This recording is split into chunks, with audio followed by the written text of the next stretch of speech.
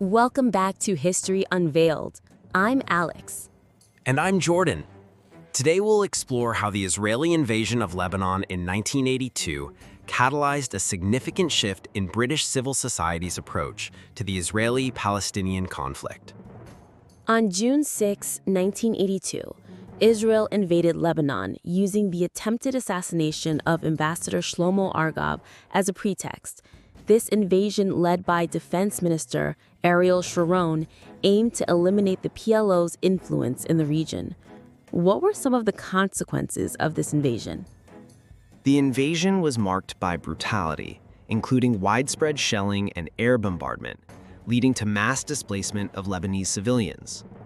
It culminated in the horrific massacres at the Sabra and Shatila refugee camps, where thousands of Palestinians were killed by Phalangist forces under Israeli oversight.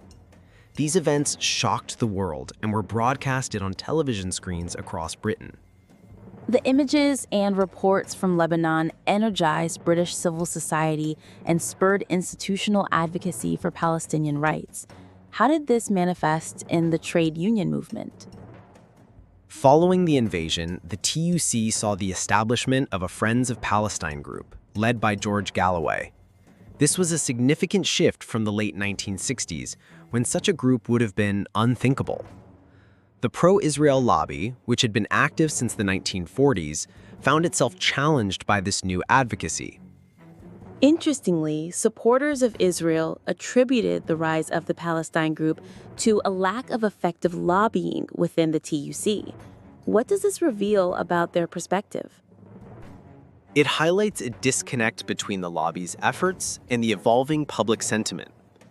While they blamed the lack of support on ineffective lobbying, they overlooked the broader shift in public opinion against Israeli policies, especially following the rightward shift in Israeli politics under the Likud party.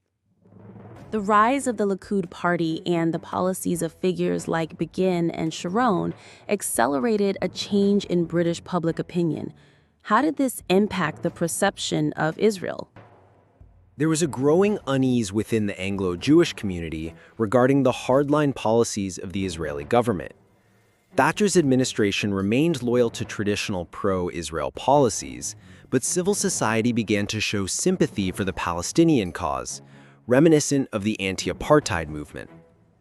In response to this shift, the Zionist Federation of Great Britain, under Eric Moonman, aimed to counteract the pro-Palestinian sentiment. What strategies did they employ? They targeted sections of the British press to challenge negative portrayals of Israel. For instance, after the Sunday Times published an investigation into the torture of Palestinian prisoners, Moonman lodged complaints with the Press Council, demanding fair representation of Israeli perspectives. Moonman's efforts to police media narratives culminated in the establishment of BIPAC, the British Israel Public Affairs Committee. What was the significance of this organization? BIPAC aimed to institutionalize pro-Israel advocacy and monitor media coverage. Moonman's actions reflected a growing recognition within the pro-Israel community that they needed to actively combat rising pro-Palestinian sentiments in public discourse. The invasion of Lebanon not only intensified the humanitarian crisis, but also sparked a transformation in British civil society's engagement with the Israeli-Palestinian conflict. The shift highlighted the growing divide between official policy and public sentiment. Indeed, the events of 1982 marked a turning point, demonstrating how grassroots movements can influence national conversations about foreign policy.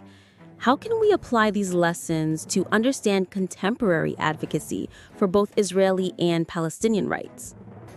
Thank you for joining us for this insightful discussion. We hope you've gained a deeper understanding of the dynamics at play during this pivotal moment in history. See you next time on History Unveiled. We'll continue to explore how historical events shape our understanding of current issues.